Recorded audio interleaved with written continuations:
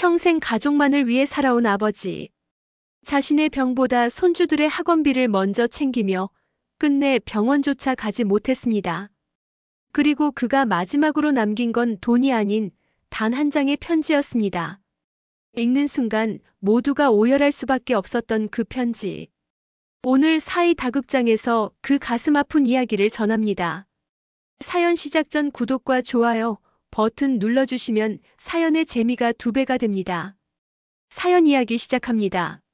저는 올해 79입니다. 이름은 최만석이라고 합니다.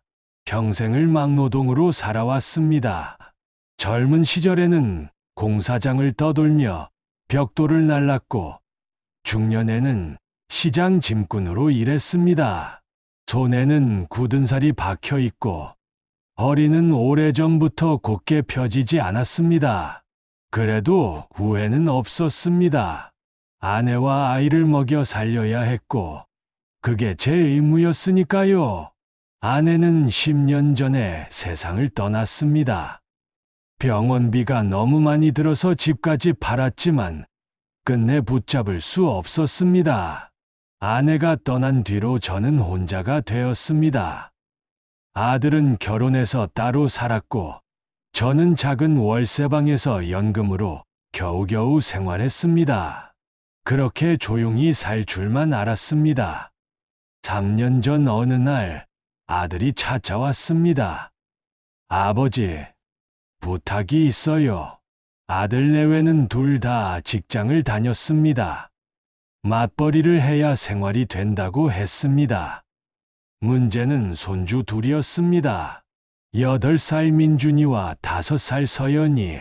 어린이집과 학교에 보내도 저녁에는 누군가 돌봐줘야 했습니다. 아버지가 좀 봐주실 수 있으세요?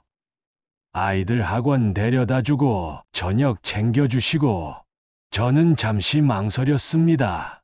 나이도 있고 몸도 예전 같지 않았습니다.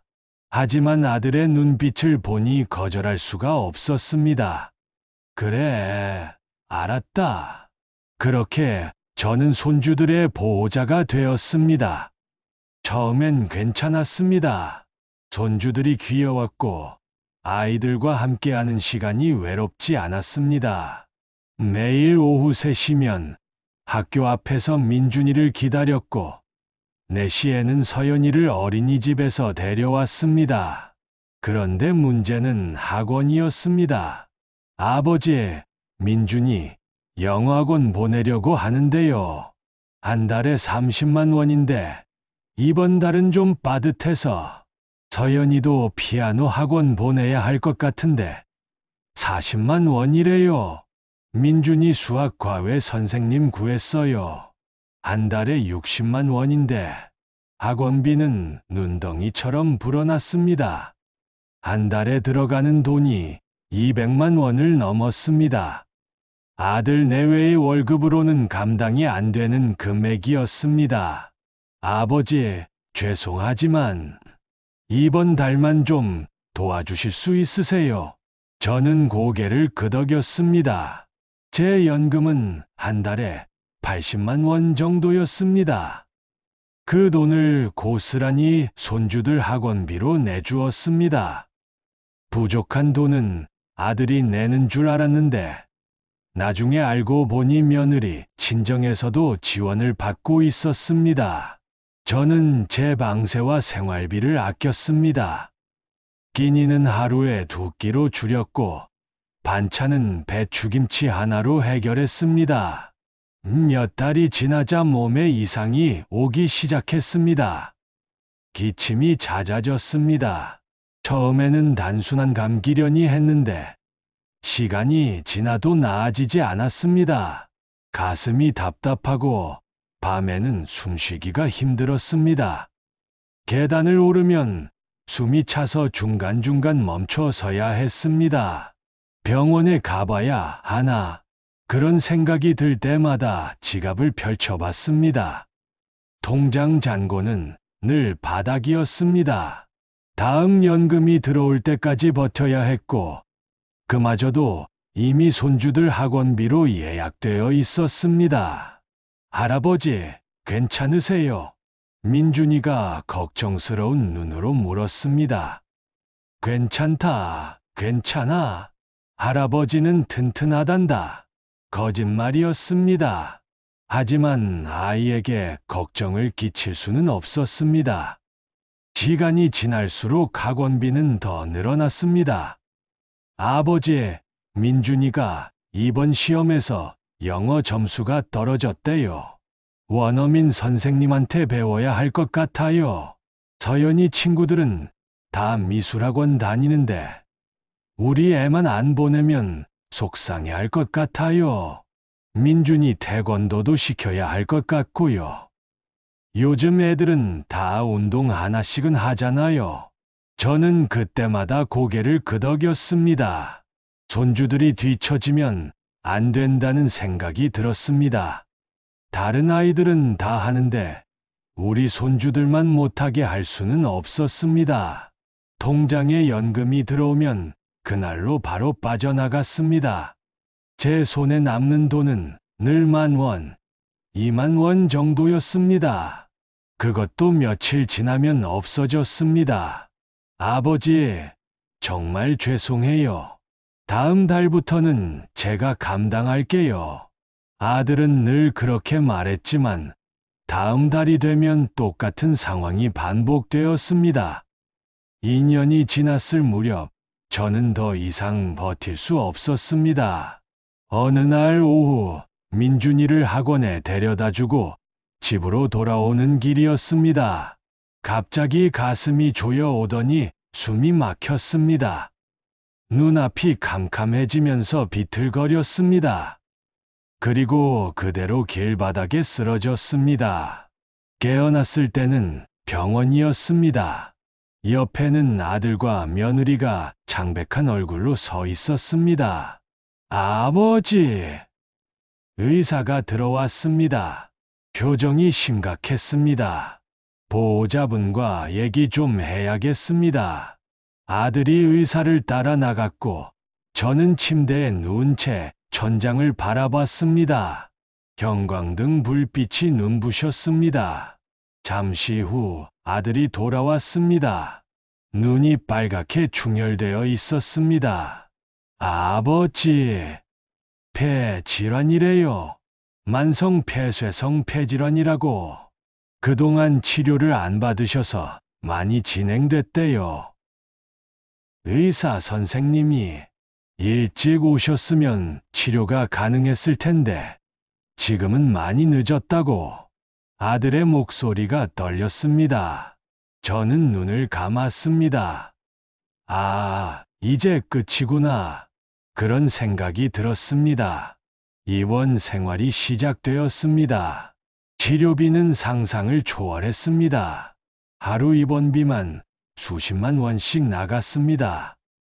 검사비, 약값, 산소호흡기 비용까지 더하면 한 달에 수백만 원이 들어갔습니다. 아들은 회사에 휴가를 내고 저를 돌봤습니다. 며느리도 퇴근 후에 병원에 들렀습니다. 손주들도 주말마다 찾아왔습니다. 할아버지, 빨리 나으세요. 민준이가 제 손을 꼭 잡았습니다. 서연이는 그린 그림을 가져왔습니다. 할아버지와 자기들이 함께 웃고 있는 그림이었습니다. 저는 그림을 보며 눈물을 흘렸습니다. 내가 뭘 잘못한 걸까? 가족을 위해 산 게 잘못이었을까요? 손주들을 사랑한 게 잘못이었을까요? 아니었습니다. 잘못은 없었습니다. 다만 제 자신을 너무 뒤로 밀었을 뿐이었습니다. 한 달 뒤, 저는 퇴원했습니다. 의사는 말했습니다. 더 이상 병원에서 할 수 있는 게 없습니다. 집에서 편히 지내시는 게 나을 것 같습니다. 완곡한 표현이었지만 저는 그 의미를 알았습니다. 이제 시간 문제라는 뜻이었습니다. 집으로 돌아왔습니다. 아들은 제가 머물 방을 자기 집에 마련했습니다. 창문으로 햇살이 들어오는 작은 방이었습니다. 아버지, 여기서 지내세요. 제가 모실게요. 고맙다. 저는 침대에 누워 창밖을 바라봤습니다. 나무잎이 바람에 흔들리고 있었습니다. 가을이었습니다. 밤이 되면 잠이 오지 않았습니다. 숨쉬기가 힘들어서이기도 했지만 머릿속에 생각이 많아서이기도 했습니다. 나는 평생 무엇을 위해 살았나? 가족이었습니다. 아내를 위해, 아들을 위해, 그리고 손주들을 위해 살았습니다. 그런데 나는 무엇을 남겼나? 돈은 없었습니다. 재산도 없었습니다. 아내가 아플 때 집을 팔았고, 그 뒤로는 월세방에서 연금으로 연명했습니다. 손주들 학원비를 대느라 제 저축은 바닥났습니다. 후회하나? 스스로에게 물었습니다. 후회는 없었습니다. 정말로 없었습니다. 가족을 사랑한 것, 손주들에게 베푼 것, 그 모든 게 제 선택이었고 제 사랑이었습니다. 다만 아쉬웠습니다. 제 몸을 좀 더 챙겼더라면, 병원에 좀 더 일찍 갔더라면, 지금 이 순간 손주들과 더 오래 함께할 수 있지 않았을까? 어느 날 밤, 저는 결심했습니다. 편지를 쓰기로 했습니다. 제가 떠난 뒤에 가족들이 읽을 편지를 쓰기로 했습니다. 서랍에서 낡은 노트를 꺼냈습니다. 펜을 들었습니다. 손이 떨렸습니다. 숨이 가빠서 몇 글자 쓰고는 쉬어야 했습니다. 하지만 멈출 수 없었습니다. 이 말들을 남기지 않으면 제 인생이 너무 허무하게 끝날 것 같았습니다. 아들아, 며느리, 그리고 내 사랑하는 손주들아, 이 편지를 쓰는 지금 나는 침대에 누워 있다. 숨쉬기가 힘들고 몸은 말을 듣지 않는다. 아마 이 편지를 너희가 읽을 때쯤이면 나는 이미 이 세상에 없을 것이다. 내가 가진 건 많지 않았다. 평생을 막노동으로 살았고 손에는 굳은 살만 남았다. 재산도 없고 남겨줄 유산도 없다. 그저 너희가 잘 살기를 바라는 마음뿐이었다. 손주들 학원비를 대주느라 병원도 못 갔다. 몸이 아파도 참았다. 내 지갑이 비어도 괜찮았다. 너희가 웃는 모습을 보는 게 내 행복이었으니까. 후회는 없다. 정말이다. 너희를 위해 산 시간들이 힘들었지만 그게 내 선택이었고 내 사랑이었다. 다만 부탁이 있다. 너희는 절대 가족을 당연하게 여기지 말아라. 부모의 희생은 무한한 게 아니다. 언젠가는 끝이 난다. 내 인생이 여기서 멈추는 것처럼. 민준아, 서연아, 할아버지는 너희를 너무나 사랑한다. 너희가 학원에서 상을 받았다고 좋아하던 모습, 할아버지 손을 꼭 잡고 걷던 모습, 그 모든 게 내 보물이었다. 하지만 너희에게도 말하고 싶다. 공부도 중요하지만 사람을 아끼는 마음은 더 중요하다. 너희 부모님이, 너희 할머니가, 그리고 할아버지가 얼마나 너희를 사랑했는지 기억해라. 아들아, 며느리야, 너희도 지금 고생이 많은 거 안다. 맞벌이 하느라, 아이들 키우느라 힘든 거 안다. 그래도 부탁이다. 서로를 원망하지 말고 함께 버텨라. 그리고 미안하다. 내가 좀 더 일찍 병원에 갔더라면 너희가 이렇게 고생하지 않았을 텐데. 내가 좀 더 똑똑했더라면 돈을 모아뒀을 텐데. 나는 이제 간다. 너희 할머니가 있는 곳으로. 그곳에서 할머니를 만나면 말할 것이다. 우리 아들 잘 컸다고, 우리 손주들 훌륭하게 자랐다고. 사랑한다. 그리고 미안하다. 나는 너희를 위해 산 것을 후회하지 않는다. 다만 내 자신을 너무 뒤로 미룬 것을 아쉬워할 뿐이다. 부디 건강하게, 행복하게 살아라. 할아버지가 편지를 다 쓰고 나니 기운이 빠졌습니다. 펜을 놓고 노트를 덮었습니다. 창밖으로 달빛이 들어왔습니다. 고요한 밤이었습니다. 며칠이 지났습니다. 몸은 점점 더 약해졌습니다. 밥을 먹기도 힘들었고 화장실에 가는 것조차 혼자서는 어려웠습니다. 아들이 제 곁을 지켰습니다. 며느리도 일을 쉬고 집에 있었습니다. 손주들은 학원을 빠지고 제 방에 와서 그림을 그렸습니다. 할아버지, 이거 할아버지 드리는 거예요. 서연이가 종이약을 접어서 제 손에 쥐어줬습니다. 고맙구나. 제 목소리는 가늘게 떨렸습니다. 민준이가 물었습니다. 할아버지, 아프세요? 아니다. 할아버지는 괜찮단다. 거짓말이었습니다. 온몸이 아팠습니다. 하지만 아이들 앞에서 아픈 모습을 보이고 싶지 않았습니다. 밤이 되자 아들이 제 곁에 앉았습니다. 아버지. 응. 제가 잘못했습니다. 아버지한테 너무 많이 기댔어요. 아버지 몸이 안 좋은 것도 모르고. 아니다. 저는 고개를 저었습니다. 내 잘못이 아니다. 나는 내 선택으로 산 거다. 후회 없다. 아버지. 아들이 눈물을 흘렸습니다. 저는 아들의 손을 잡았습니다. 너는 좋은 아들이었다. 좋은 아버지고 좋은 남편이다. 힘내라. 다음 날 새벽이었습니다. 창문으로 희미한 빛이 들어왔습니다. 동이 트기 시작했습니다.